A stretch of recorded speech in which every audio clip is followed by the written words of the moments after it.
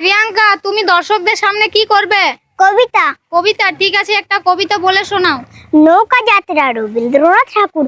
মধু মাঝির ওই যে নৌকাখানা বাঁধা আছে রাজগঞ্জের ঘাটে, কারো কোনো কাজে লাগছে না তো, বোঝাই করা আছে কেবল পাটে।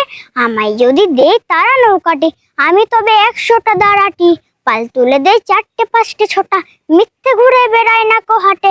আমি কেবল যাব একটিবার 7 সমুদ্র 13 নদীর পার, তখন তুমি কেঁদো না মা যেন, বসে বসে একলা ঘরের কোণে। আমি তোমা যাচ্ছি না কো চলে, রামের মতো 14 বছর বনে। আমি আমি যাব রাজপুত্র হয়ে, নৌকা ভরা সোনা মানিক বয়ে। আশুকে আর শ্যামকে নেব সাথে, আমরা শুধু যাব মা 3 জনে। আমরা শুধু যাব একটিবার 7 সমুদ্র 13 নদীর পার, তখন। নমস্কার।